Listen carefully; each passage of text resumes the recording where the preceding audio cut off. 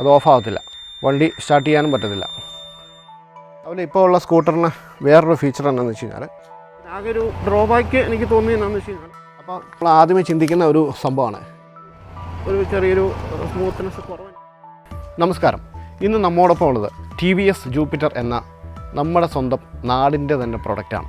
ഒരു family scooter എന്ന നിലയ്ക്ക് കഴിഞ്ഞ നിരവധി വർഷങ്ങളായി പേരെടുത്ത ഒരു പ്രൊഡക്റ്റാണ് TVS ജൂപ്പിറ്റർ. ശരിക്കും പറഞ്ഞു കഴിഞ്ഞാൽ ഹോണ്ട ആക്റ്റീവയ്ക്ക് ഒരു കനത്ത വെല്ലുവിളി എന്ന് വേണമെങ്കിൽ നമുക്ക് വിശേഷിപ്പിക്കാവുന്ന, അല്ലെങ്കിൽ അതിനൊരു ഓൾട്ടർനേറ്റീവ് മോഡൽ എന്ന് വിശേഷിപ്പിക്കാവുന്ന ഒരു പ്രൊഡക്റ്റ് തന്നെയാണ് TVS ജൂപ്പിറ്റർ.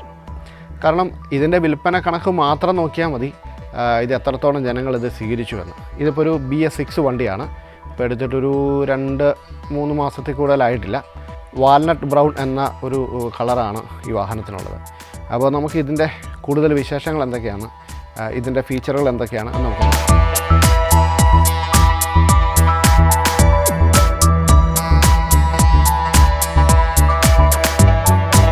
ഇതിപ്പോൾ നമ്മൾ കഴിഞ്ഞ കുറച്ച് നാളുകളായിട്ട് കണ്ടുകൊണ്ടിരിക്കുന്ന ഒരു ഡിസൈനാണ്. ഇതിൻ്റെ പഴയ മോഡലും പുതിയ മോഡലും തമ്മിൽ ഒരുപാട് ഭയങ്കരമായ വ്യത്യാസങ്ങളൊന്നും നമുക്ക് വന്നിട്ടില്ല. ഇതിൻ്റെ ഹെഡ്ലൈറ്റിലൊരു DRL വരുന്നുണ്ട്. LED ഹെഡ്ലൈറ്റാണ് ഈ വാഹനത്തിന് വരുന്നത്. പിന്നെ സൈഡ് ഇൻഡിക്കേറ്ററിലേക്ക് വരുമ്പോൾ അവിടെ ചെറിയൊരു ക്രോമിയം ഇൻസേർട്ടൊക്കെ കൊടുത്തിട്ടുണ്ട്. ടേൺ ഇൻഡിക്കേറ്ററൊക്കെ ബൾബ് തന്നെയാണ് കൊടുത്തിരിക്കുന്നത്. പിന്നെ ഇതിൻ്റെ ഈ വാഹനത്തിൻ്റെ ഒരു മൊത്തത്തിലുള്ള പ്രത്യേകത എന്താണെന്ന് വെച്ച് കഴിഞ്ഞാൽ, ഈ ഒരു പോർഷൻ ABS പ്ലാസ്റ്റിക് അല്ലെങ്കിൽ ഒരു ഫൈബർ മെറ്റീരിയലാണ് ഈ ഒരു പോർഷൻ വന്നിരിക്കുന്നത്. പക്ഷേ ഇത് ഈ മൺകാടിൻ്റെ പോർഷനൊക്കെ പക്ഷേ മെറ്റലാണ് കൊടുത്തിരിക്കുന്നത്. അതുപോലെ ഫ്രണ്ടിലെ ഷോക്ക് കൊടുത്തിരിക്കുന്ന ടെലിസ്കോപ്പിക് സസ്പെൻഷനാണ് ഫ്രണ്ടിൽ വന്നിരിക്കുന്നത്. ഫ്രണ്ടിലും ബാക്കിലും 130 mm ഡ്രം ബ്രേക്കാണ് വന്നിരിക്കുന്നത്. ഈ വാഹനത്തിന് നമ്മുടെ ഹോണ്ട ആക്റ്റീവയ്ക്കൊക്കെ ഉള്ള പോലെ ഒരു കോംബി ബ്രേക്ക് സിസ്റ്റമാണ് വന്നിരിക്കുന്നത്. അതുകൊണ്ട് തന്നെ ഫ്രണ്ടിലെ ബ്രേക്ക് അപ്ലൈ ചെയ്യുമ്പോൾ തന്നെ ബാക്കിലും ഒരു ചെറിയൊരു ബ്രേക്കിൻ്റെ പ്രഷർ തീർച്ചയായിട്ടും വരുന്നുണ്ട്. വാഹനമൊക്കെ ഒന്ന് സ്കിഡായി പോകുന്ന അവസ്ഥയ്ക്ക് നമുക്ക് ഒഴിവാക്കാൻ പറ്റും. പിന്നെ അതുപോലെ ഈ സസ്പെൻഷനിൽ തന്നെ ഒരു ചെറിയൊരു റിഫ്ലക്ടറും കൊടുത്തിട്ടുണ്ട്. ഇതിൻ്റെ ടയർ സൈസ് വരുന്നത് 12 ഇഞ്ചിൻ്റെ അലോയ് വീലുകളാണ് ഈ വാഹനത്തിന് വരുന്നത്. അത് 90 സെക്ഷനിലുള്ള 12 ഇഞ്ച് അലോയാണ്. ഫ്രണ്ടിലും ബാക്കിലും സെയിം തന്നെയാണ്. അതുപോലെ ട്യൂബ്ലെസ് ടയറുകളാണ് ഈ വാഹനത്തിന് വരുന്നത്. അപ്പോൾ ഇതിൻ്റെ ഇൻസ്ട്രുമെൻ്റ് ക്ലസ്റ്റർ അനലോഗ് ഇൻസ്ട്രുമെൻ്റ് ക്ലസ്റ്ററാണ് ഈ വാഹനത്തിന് വരുന്നിരിക്കുന്നത്. അപ്പോൾ ഇതിൻ്റെ സ്വിച്ചസ് ആണെങ്കിൽ അത്യാവശ്യം നല്ല ക്വാളിറ്റിയൊക്കെ ഉള്ള സ്വിച്ചുകളാണ്. ഇത് engine start button, engine kill switch വരുന്നുണ്ട്. അതിൽ മിററുകളാണെങ്കിലും ഒരു സാമാന്യ വലുപ്പം, ഒരു വലിയ വലിപ്പം കൂടുതലുണ്ടെന്നോ വലിപ്പം കുറവുണ്ടെന്നോ നമുക്ക് പറയാനില്ല. അത്യാവശ്യം നല്ല വിസിബിലിറ്റി ഉണ്ട് താനും. ഏഴാം സൈഡിലേക്ക് വന്നു കഴിയുമ്പോൾ അവിടെ ഒരു ഓണിൻ്റെ ഒരു ബട്ടണുണ്ട്. അതുപോലെ ഒരു പാസ് ബട്ടൺ കൊടുത്തിട്ടുണ്ട്. ഇതിൻ്റെ ഇഗ്നിഷൻ കീ ഒരു ഓൾ ഇൻ വൺ കീ ആണ്. വാഹനം സ്റ്റാർട്ട് ചെയ്യാനും ബൂട്ടിലിട്ട് ഓപ്പൺ ചെയ്യാനും സീറ്റ് ഉയർത്താനും ഒക്കെ എല്ലാത്തിനും കൂടെ ഒറ്റ കീ ആണ്. വേറെ സ്വിച്ചസുകളോ വേറെ ഒന്നും കൊടുത്തിട്ടൊന്നുമില്ല. ഇതിന് 2 ബാഗ് ഹുക്ക് കൊടുത്തിട്ടുണ്ട് കേട്ടോ. ഒരെണ്ണം ഇത്, അടുത്ത ഹുക്ക് നമ്മുടെ ആക്റ്റീവയ്ക്കകത്തൊക്കെ നേരത്തെ കണ്ടിരിക്കുന്ന പോലെ സീറ്റിന് താഴെ ഒരു ഹുക്ക്. ഇത് ഹെൽമറ്റ് വേണമെങ്കിൽ ലോക്ക് ചെയ്യാം. ഇത് അത്യാവശ്യം സാധനങ്ങൾ വേണമെങ്കിൽ നമുക്ക് തൂക്കിയിടാം. അങ്ങനെ 2 ടൈപ്പ് ഹുക്കാണ് ഈ വാഹനത്തിന് വരുന്നത്. ആക്റ്റീവയിലൊന്നും 2 ഹുക്ക് ഉണ്ടെന്ന് തോന്നുന്നില്ല, ഒരു ഹുക്ക് മാത്രമേ ആക്റ്റീവയിലേക്കുള്ളൂ. അതുപോലെ ലെഫ്റ്റ് സൈഡിലേക്ക് വരുമ്പോൾ 12 വോൾട്ടിൻ്റെ ഒരു സോക്കറ്റ് കൊടുത്തിട്ടുണ്ട്. ഒരു ചെറിയൊരു USB പോർട്ട്. താഴെ ഒരു ഫോൺ വേണമെങ്കിൽ ഒരു ഫോൺ ഇടാവുന്ന വളരെ ഡീപ്പായിട്ടുള്ള ഒരു ഗ്ലൗ ബോക്സും ഇവിടെ കൊടുത്തിട്ടുണ്ട്. നല്ല ഡീപ്പാണ്. അപ്പോൾ അത്യാവശ്യം നമുക്ക് ഫോണൊക്കെ വേണമെങ്കിൽ ഇടാം, കാരണം അങ്ങനെ തെറിച്ച് പോകത്തില്ല. ഞാൻ ഈ അടുത്ത ദിവസം വേറെ ഏതൊരു സ്കൂട്ടറിൻ്റെ ഇതുപോലെ കണ്ടപ്പോൾ അതിന് ബോക്സ് കൊടുത്തിട്ടുണ്ട്, പക്ഷേ വലിയ വലിപ്പമൊന്നുമില്ല. പക്ഷേ ഇത് നല്ല ഡെപ്താണ്. ഉണ്ടോ, ഇത്രയും നല്ല ഡെപ്താണ്. അപ്പോൾ അതുകൊണ്ട് വേണമെങ്കിൽ ഒരു കേബിൾ കണക്ട് ചെയ്താൽ സുഖമായിട്ട് നമുക്ക് ഇതിൻ്റെ വെക്കാം.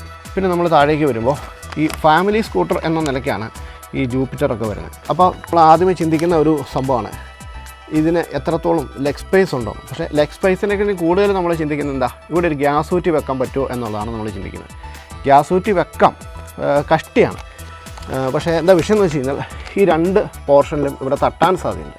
അപ്പോൾ ഇതിനിടയ്ക്ക് കയറ്റി വെക്കാൻ ഇച്ചിരി പാടാണ്, കാരണം നേരത്തെ കുറച്ചുകൂടെ ഫ്ലാറ്റായിരുന്നു. കാലൊക്കെ നമുക്ക് സുഖമായിട്ട് വെക്കാൻ കേട്ടോ, വേറെ പ്രശ്നങ്ങളൊന്നുമില്ല. അത്യാവശ്യം തരക്കേടില്ലാത്ത നല്ലൊരു ഫുഡ് റെസ്റ്റാണ് കൊടുത്തിരിക്കുന്നത്. ഇത് ആക്സസറീസിൻ്റെ ഭാഗമായിട്ട് വരുന്നതാണ്. സീറ്റുകൾ നല്ല വിശാലമായി നല്ലൊരു കുഷനിങ് സീറ്റാണ് വാഹനത്തിന് കൊടുത്തിരിക്കുന്നത്.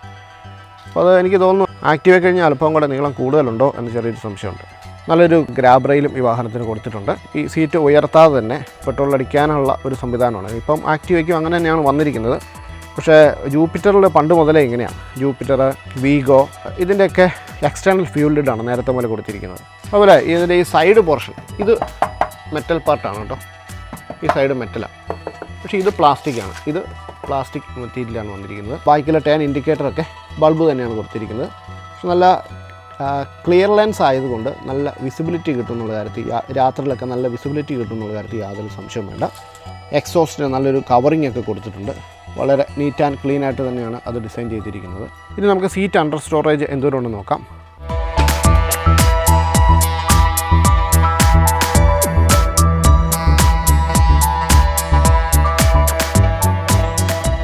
സാമാന്യം തരക്കേടില്ലാത്ത സ്പേസ് ഉണ്ട്.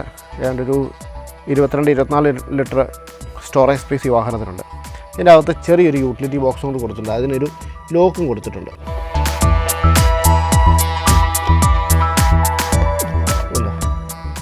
അത്യാവശ്യം RC ബുക്കോ അല്ലെങ്കിൽ മറ്റു സാധനങ്ങളൊക്കെ വേണമെങ്കിൽ സേഫായിട്ട് നമുക്ക് വെക്കാൻ പറ്റും. ഈ വാഹനത്തിൻ്റെ എൻജിൻ പവർ എന്ന് പറയുന്നത് ഇത് 110 cc വാഹനമാണ്. സിംഗിൾ സിലിണ്ടർ 4 സ്ട്രോക്ക് CVT എഞ്ചിനാണ് കൊടുത്തിരിക്കുന്നത്.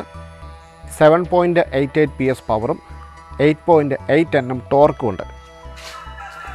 മികച്ച ഒരു ടോർക്ക് തന്നെ ഈ വാഹനം കൊടുക്കുന്നുണ്ട്. ഇതിൻ്റെ ഡയമെൻഷൻ പറയുവാണെങ്കിൽ 1834 മില്ലിമീറ്ററാണ് ഈ വാഹനത്തിൻ്റെ നീളം എന്ന് പറയുന്നത്. അതുപോലെ വീതി 678 മില്ലിമീറ്റർ, ഉയരം 1286 millimetre, wheel base 1275 millimetre, ground clearance 163 മില്ലിമീറ്ററാണ്.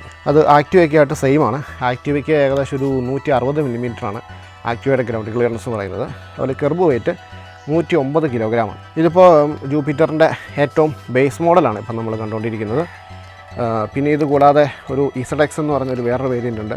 പിന്നെ ജൂപ്പിറ്റർ ക്ലാസിക് എന്ന് പറഞ്ഞ ഒരു വേരിയൻ്റ് കൂടിയുണ്ട്. അപ്പോൾ ഇതിന് ഏകദേശം 96,000 രൂപയാണ് ഓൺ റോഡ് വില എന്ന് പറയുന്നത്. അത് ഇൻഷുറൻസ്, റോഡ് ടാക്സ് എല്ലാം ഉൾപ്പെടെ ഏകദേശം 96,000 രൂപയാണ് ഈ വാഹനത്തിൻ്റെ വില. അതുപോലെ ഇപ്പോൾ ഉള്ള സ്കൂട്ടറിന് വേറൊരു ഫീച്ചർ എന്താണെന്ന് വെച്ച് കഴിഞ്ഞാൽ സൈഡ് സ്റ്റാൻഡ് ഇൻഡിക്കേറ്റർ ഉണ്ട്. അതുപോലെ സൈഡ് സ്റ്റാൻഡ് എൻജിൻ കട്ട് ഓഫും ഉണ്ട്. അപ്പോൾ ഇത് എല്ലാ സ്കൂട്ടറുകൾക്കും ഹോണ്ട ആക്ടിവയ്ക്കൊക്കെ ഇങ്ങനെ തന്നെയാണ് വന്നുകൊണ്ടിരിക്കുന്നത്. അതുപോലെ ഈ സൈഡ് സ്റ്റാൻഡ് ഇട്ടുകൊണ്ട് നമ്മൾ എൻജിൻ ഓൺ ചെയ്ത് കഴിഞ്ഞാൽ ഉടനെ ഒരു ബസറും ഒരു ബീപ്പ് സൗണ്ടും നമുക്ക് കേൾക്കാം. ഇപ്പോൾ ഇത് കണ്ടോ, ഇപ്പോൾ എൻജിൻ ഇപ്പോൾ സൈഡ് സ്റ്റാൻഡിലാണ് ഈ വാഹനം നിൽക്കുക. നമുക്കൊന്ന് എൻജിൻ ഓൺ ചെയ്ത് നോക്കാം. അത് ഓഫാകത്തില്ല, വണ്ടി സ്റ്റാർട്ട് ചെയ്യാനും പറ്റത്തില്ല. അതുകൊണ്ട് അങ്ങനെ ഒരു വാർണിംഗ് സിസ്റ്റം ഒക്കെ കൊടുത്തിരിക്കുന്നത് എന്താണേലും വളരെ ഉപകാരപ്രദമാണ്. അപ്പോൾ ഇത്രയൊക്കെയാണ് ഈ വാഹനത്തിൻ്റെ ഒരു ബേസിക് ഫീച്ചർ എന്ന് പറയുന്നത്. അപ്പോൾ ഒന്ന് ബാക്കി നമുക്കിനി വാഹനം ഒന്ന് ജസ്റ്റ് ഒന്ന് ഓടിച്ച് നോക്കാം. ഇതിൻ്റെ സസ്പെൻഷൻ നമുക്ക് എത്രത്തോളം, അതായത് എൻ്റെ ഒരു പേഴ്സണൽ ഒപ്പീനിയൻ ആട്ടോ പറയുന്നത്. കാരണം എന്ന് വെച്ചാൽ ഇത് ഞാൻ ഓടിക്കുമ്പോൾ എനിക്ക്, കാരണം ഓരോ ആൾക്കാർക്ക് ഓരോ രീതിയായിരിക്കും. അപ്പോൾ ഞാൻ എൻ്റെ ഒരു പേഴ്സണലായിട്ടുള്ള ഒരു ഒപ്പീനിയനാണ് പറയുന്നത്. ഇത് ഓടിച്ച് നോക്കുമ്പോൾ എനിക്ക് എത്രത്തോളം കംഫർട്ട് ഈ വാഹനം തരുന്നുണ്ട്, എത്രത്തോളം പവറുണ്ട്, അതുപോലെ കൺട്രോൾ എത്രയൊക്കെ ഉണ്ട്, അതുപോലെ ഓടിക്കുമ്പോൾ എനിക്ക് എന്തൊക്കെ ബുദ്ധിമുട്ടുകൾ. അപ്പോൾ അത് ചെറിയൊരു ഡ്രൈവിൽ നമുക്ക് കിട്ടുന്ന ഒരു എക്സ്പീരിയൻസ് നിങ്ങളുമായിട്ട് ഷെയർ ചെയ്യാമെന്ന് വിചാരിക്കുന്നു. അപ്പോൾ നമുക്കൊരു ഡ്രൈവ് വെക്കാം. ഓക്കെ, മറ്റൊരു കാര്യം കൂടെ പറയാൻ ഉദ്ദേശിക്കുന്നു. അതായത് നമ്മളിപ്പോൾ ഇപ്പോഴത്തെ ഒരു BS6 വണ്ടി, ഇപ്പോൾ ഏത് വണ്ടിയാണെന്ന് പറഞ്ഞു കഴിഞ്ഞാലും ഇതിനൊന്നും നമ്മുടെ പണ്ടത്തെ പോലെ എൻജിൻ ഇഗ്നിഷൻ കീ ഓൺ ചെയ്തിട്ട് വാഹനം റേസ് ചെയ്യേണ്ട ഒരാവശ്യം വരണില്ല. ഇപ്പോൾ നമ്മൾ പണ്ടത്തെ സ്കൂട്ടർ ഇഗ്നിഷൻ ഒക്കെ ഓൺ ചെയ്ത് കഴിഞ്ഞാൽ നന്നായിട്ട് കൈ ഒന്ന് റേസ് ചെയ്താൽ മാത്രമേ വാഹനമൊക്കെ ഒന്ന് സ്റ്റാർട്ടാകുന്നുണ്ടായിരുന്നുള്ളൂ. അപ്പോൾ ഇതിനൊക്കെ ഇപ്പോൾ ഈ സ്കൂട്ടറിനൊക്കെ ഓട്ടോ ചോക്കിംഗ് സംവിധാനമുണ്ട്. അപ്പോൾ അതുകൊണ്ട് നമ്മൾ കൈ കൊടുത്തു കഴിഞ്ഞാൽ ചില കംപ്ലയിൻസുകൾ, ഇഗ്നിഷന് ചില കംപ്ലയിൻസുകളൊക്കെ വരാനുള്ള സാധ്യത തീർച്ചയായിട്ടും ഉണ്ട്. അടുത്തൊരു കാര്യം എന്താണെന്ന് വെച്ചാൽ ഈ വണ്ടിക്ക് കുറച്ചുകൂടെ സൈലൻ്റ് ആണ്. കാരണം പണ്ട് കുറച്ചുകൂടെ ഭയങ്കര ഒരു സൗണ്ട് നമുക്ക് ഫീൽ ചെയ്യുന്നുണ്ടായിരുന്നു. ഇപ്പോൾ വളരെ സൈലൻ്റ് ആയിട്ടുള്ള സ്റ്റാർട്ടിംഗ് ആണ് ഈ വാഹനത്തിനൊക്കെ ഉള്ളത്.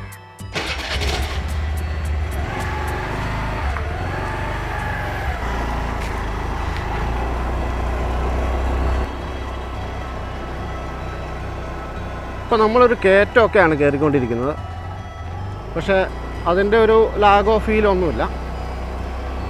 അത്യാവശ്യം നല്ല പവർ ഈ മോട്ടർ നമുക്ക് തരുന്നുണ്ട്. വളരെ സ്മൂത്തായിട്ടുള്ള ഒരു ആക്സലറേഷനാണ് നമുക്ക് കിട്ടിക്കൊണ്ടിരിക്കുന്നത്. നമ്മൾ കൈ കൊടുക്കുമ്പോൾ അങ്ങനെ ഓവറായിട്ടൊരു തെറിച്ച് പോകുന്നൊരവസ്ഥയില്ല, എന്നാൽ പവർ കുറവുമില്ല. വളരെ സ്മൂത്ത് എന്ന് പറഞ്ഞാൽ നല്ല സ്മൂത്ത്നെസ് നമുക്ക് കിട്ടുന്നുണ്ട്. ബ്രേക്കിൻ്റെ ലിവറൊക്കെ നല്ല ലൈറ്റാണ്. ഞാൻ വീഗോയാണ് ഇപ്പം സ്ഥിരമായിട്ട് ഞാൻ ഓടിച്ചുകൊണ്ടിരിക്കുന്ന ഒരു വാഹനം. പക്ഷെ അതിൻ്റെ ലിവറൊക്കെ കുറച്ചുകൂടെ നല്ല ഹാർഡാണ്. ചെറിയ അത്യാവശ്യം നല്ല കട്ടറുള്ള വഴിയെ കൂടെയാണ് നമ്മളിപ്പോൾ പൊയ്ക്കൊണ്ടിരിക്കുന്നത്. ഒരു ഭയങ്കര നമുക്ക് ചാട്ടമൊന്നും നമുക്ക് ഫീൽ ചെയ്യുന്നില്ല. പക്ഷെ ഒരു സസ്പെൻഷന് നമ്മുടെ ആക്റ്റീവയൊക്കെ ഓടിക്കുമ്പോൾ ഇത് കൂടുതൽ സ്മൂത്ത്നെസ് എനിക്ക് ആക്റ്റീവയിൽ എനിക്ക് ഫീൽ ചെയ്തിട്ടുണ്ട്. പക്ഷേ ആക്റ്റീവയ്ക്ക് അന്നേരം അതനുസരിച്ച് ചെറിയ ചാട്ടമുണ്ട്. പക്ഷേ ഇത് അന്നേരം ചെറിയ ചാട്ടം കുറവുണ്ട്, പക്ഷേ നമുക്ക് ഒരു കട്ടറിലൊക്കെ ചാടിക്കഴിയുമ്പോഴത്തേക്ക് ആ ഒരു ഹിറ്റ് നമുക്ക് ഫീൽ ചെയ്യുന്നുണ്ട്.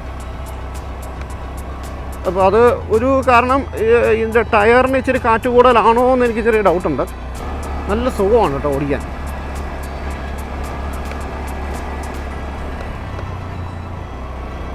എനിക്ക് തോന്നുന്നു ആക്റ്റീവായി കഴിഞ്ഞാൽ കുറച്ചുകൂടെ ഓടിക്കാൻ ആ ഒരു പൊസിഷനൊക്കെ കുറച്ചുകൂടെ ഈ സ്കൂട്ടറാണ് നല്ലതെന്നാണ് എനിക്ക് തോന്നുന്നത്. പക്ഷേ കൈയൊക്കെ കുറച്ചുകൂടെ നല്ലൊരു പൊസിഷൻ എനിക്ക് ഇതിൻ്റെ അകത്ത് ഫീൽ ചെയ്യുന്നുണ്ട്. നല്ല കട്ടറാണ് കേട്ടോ അവിടെ. നല്ല കട്ടറാണെങ്കിലും അങ്ങനെ എടുത്തടിക്കുന്നില്ല. പക്ഷെ നമ്മൾ ചെറിയ ചെറിയ കല്ലയിലൊക്കെ കയറി കഴിയുമ്പോൾ ആക്റ്റീവായി കഴിഞ്ഞും ഒരു ചെറിയൊരു സ്മൂത്ത്നെസ് കുറവ് എനിക്ക് ഫീൽ ചെയ്യുന്നുണ്ട്. ആക്റ്റീവയ്ക്ക് കുറച്ചുകൂടി ഒരു സ്പ്രിങ് ആക്ഷൻ ഉണ്ട്. പക്ഷേ ഇതിന് എനിക്ക് അത്ര അങ്ങനെ തോന്നുന്നില്ല. അതിപ്പോൾ ടയറിന് ഇച്ചിരി കാറ്റ് കൂടുതൽ ആയതുകൊണ്ടാണോ എന്ന് എനിക്കറിയില്ല. ഇനി വേറെ വിഷയങ്ങളൊന്നുമില്ല. പക്ഷെ കൈ കൊടുക്കുമ്പോൾ നന്നായിട്ട് കയറുന്നുണ്ട്. ഇപ്പം നല്ല റബ്ബറൈസ് റോട്ടിൽ കൂടെയാണ് നമ്മളിപ്പോൾ പൊയ്ക്കൊണ്ടിരിക്കുക. അപ്പോൾ ഇങ്ങനെയുള്ള റോട്ടിൽ കൂടെ വന്നു കഴിയുമ്പോൾ നമുക്ക് അവിടെ ഒരു വിഷയമില്ല. നമുക്ക് വളരെ ആ ഒരു സ്മൂത്ത്നെസ് ഇതിനകത്ത് നമുക്ക് വേറെ ഒന്നും പറയാനില്ല. ഇപ്പോൾ ഏത് വണ്ടി നമ്മളിപ്പോൾ നല്ല റോട്ടിൽ കൂടെ പോയി കഴിയുമ്പോഴത്തേക്കും ഒരു പ്രത്യേക കംഫർട്ടൊക്കെ നമുക്ക് ഫീൽ ചെയ്യും. അപ്പോൾ ഇതിൻ്റെ അകത്ത് നമുക്ക് വേറെ ഒന്നുമില്ല. നമ്മളിപ്പം ഇതിൻ്റെ കുറവുകൾ നമുക്ക് മനസ്സിലാക്കണമെങ്കിൽ നല്ല കയറ്റം അല്ലെങ്കിൽ കട്ടറിൽ കൂടെ ഒക്കെ പോകുമ്പോഴാണല്ലോ നമുക്കിത് അറിയാൻ പറ്റുള്ളൂ. പവർ നമ്മളിങ്ങനെ സ്പീഡ് കുറയ്ക്കുമ്പോൾ അല്ലെങ്കിൽ സ്പീഡ് കൂട്ടുമ്പോൾ അങ്ങ് എടുത്ത് ചാടി അങ്ങ് പോകുന്ന ഒരു ഫീലിംഗ് നമുക്കില്ല. എന്നാൽ കൈ കൊടുക്കുമ്പം വണ്ടി പമ്മുന്ന ഒരവസ്ഥയില്ല. ഇപ്പോൾ നിലവിൽ ഇതിൻ്റെ ഓണർക്ക് 55 കിലോമീറ്റർ ഓൾറെഡി മൈലേജ് കിട്ടുന്നുണ്ട് എന്നാണ് പറയുന്നത്. ഇപ്പോൾ ഒരു ഫസ്റ്റ് സർവീസോ സെക്കൻഡ് സർവീസ് എങ്ങാണ്ടാണ് കഴിഞ്ഞിട്ടുള്ളൂ. അടുത്തൊരു സർവീസോടെ കഴിയുമ്പോൾ ഒരു 65 കിലോമീറ്റർ മൈലേജ് കിട്ടും എന്നാണ് പറയുന്നത്. 50-55 എന്ന് പറഞ്ഞാൽ അത് നല്ല മൈലേജാണ്. കാരണം ഒരു ടൗണിലൊക്കെ ഒരു 45 ഞാൻ ഏത് സ്കൂട്ടറിനാണെങ്കിലും ഞാൻ പ്രതീക്ഷിക്കുന്നത്. ടൗൺ ടു ടൗൺ മാറി നമ്മൾ ഹൈവേയിലേക്കൊക്കെ പോകുമ്പോഴേ നമുക്കത് 50 അല്ലെങ്കിൽ 60 ആ ലെവലിലേക്കൊക്കെ വരുള്ളൂ. എന്താണെങ്കിലും ഈ BS6 വരുമ്പോൾ എല്ലാ വാഹനങ്ങൾക്കും ഒരു 10% അല്ല 15% കൂടുതലും മൈലേജ് കമ്പനി കൊടുക്കുന്നുണ്ട്. അത് നമുക്കെന്താണെങ്കിലും നല്ല ഗുണമാണ്. കാരണം എന്ന് വെച്ചാൽ പെട്രോളിന് 100 രൂപയ്ക്ക് മുകളിലേക്ക് വിലയൊക്കെ പോകുമ്പോൾ മൈലേജ് ഒരു വലിയ ഘടകം തന്നെയാണ്. അപ്പോൾ തീർച്ചയായിട്ടും നല്ല മൈലേജുള്ള വണ്ടി തന്നെ വേണം. അതൊരു 100 കിലോമീറ്ററെങ്കിലും കിട്ടിയാൽ അത്രയും സന്തോഷം എന്നേ നമുക്ക് പറയാനുള്ളൂ. ഭയങ്കര കട്ടറുള്ള കുറച്ച് വഴി കൂടെയൊക്കെയാണ് ഇപ്പോൾ നമ്മൾ പൊയ്ക്കൊണ്ടിരിക്കുന്നത്. ആക്റ്റീവായി കഴിഞ്ഞ് എനിക്ക് കുറച്ചുകൂടി ഒരു കൺട്രോൾ എനിക്ക് ഫീൽ ചെയ്യുന്നുണ്ട്. വണ്ടി കുറച്ചുകൂടെ നമ്മുടെ കയ്യിൽ നിൽക്കുന്ന ഒരു ഫീലുണ്ട്. പിന്നെ ആകെ ഒരു ഡ്രോബാക്ക് എനിക്ക് തോന്നിയെന്നു വെച്ച് കഴിഞ്ഞാൽ ഇതിൻ്റെ സസ്പെൻഷൻ ആക്റ്റീവായിട്ട് കമ്പയർ ചെയ്യുമ്പോൾ കുറച്ചുകൂടെ സ്റ്റിഫാണ് എന്ന് എനിക്കൊരു ഡൗട്ടില്ലാതില്ല. എന്നാൽ ഒരു ഭയങ്കരമായിട്ട് എടുത്തടിക്കുകയോ അങ്ങനെയുള്ള വിഷയങ്ങളൊന്നുമില്ല.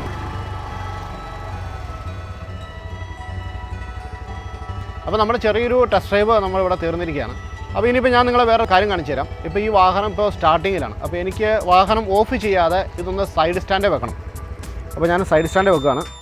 ഒരു ബസർ ഓടിച്ചു, വാഹനം ഓഫായിപ്പോയി. അപ്പോൾ ഇത് നമുക്ക് ഗുണമാണ്. കാരണം നമ്മൾ ഒരിക്കലും നമ്മുടെ സൈഡ് സ്റ്റാൻഡ് വെച്ചോണ്ട് ഈ വാഹനം നമുക്ക് റൈഡ് ചെയ്യാമെന്നല്ല, ഈ വണ്ടി നമുക്ക് സ്റ്റാർട്ട് ചെയ്യാൻ പറ്റത്തില്ല. അത് നമുക്ക് ഒരു ഗുണമാണ്. പക്ഷേ നമ്മൾ ഏതെങ്കിലും ഒരു സിറ്റുവേഷനിൽ വണ്ടി സ്റ്റാർട്ട് ചെയ്തിട്ട് നമ്മൾ സൈഡ് സ്റ്റാൻഡ് വെക്കണം എന്ന് വിചാരിച്ചാൽ അത് നടപ്പുള്ള കാര്യമല്ല. അപ്പോൾ ഈ വണ്ടി ഓടിച്ച് നോക്കുമ്പോൾ എനിക്ക് തോന്നിയ 2-3 കാര്യങ്ങളാണ്. ഇപ്പോൾ നമ്മൾ ഇപ്പം ആക്സിലേഷൻ നമ്മളിങ്ങനെ കൊടുക്കുക അല്ലെങ്കിൽ നമ്മൾ നിർത്തിയിട്ട് എടുക്കുമ്പോഴൊക്കെ ആ ഒരു കുതിപ്പ് ഇല്ല. ഈ നേരത്തെ ഉണ്ടായിരുന്ന പല വാഹനങ്ങളും നമ്മൾ ചെറുതായിട്ടൊന്ന് ആക്സിലേഷൻ കൊടുക്കുമ്പോൾ വണ്ടി എടുത്തങ്ങ് ചാടി അങ്ങ് പോകും. അങ്ങനത്തെ കുതിപ്പില്ല, വളരെ സ്മൂത്തായിട്ട്. പക്ഷെ നമ്മൾ കൈ കൊടുത്തു കഴിഞ്ഞാൽ വണ്ടി പോകും. വണ്ടി പവറില്ലാഞ്ഞിട്ടൊന്നുമില്ല, വണ്ടി നല്ലോണം പറക്കും, ഒരു വിഷയമില്ല. നല്ല പവർ നമുക്ക് ഫീൽ ചെയ്യുന്നുണ്ട്. അപ്പോൾ അടുത്തൊരു കാര്യം എന്താണെന്ന് വെച്ച് കഴിഞ്ഞാൽ നല്ല പൊസിഷനാണ്.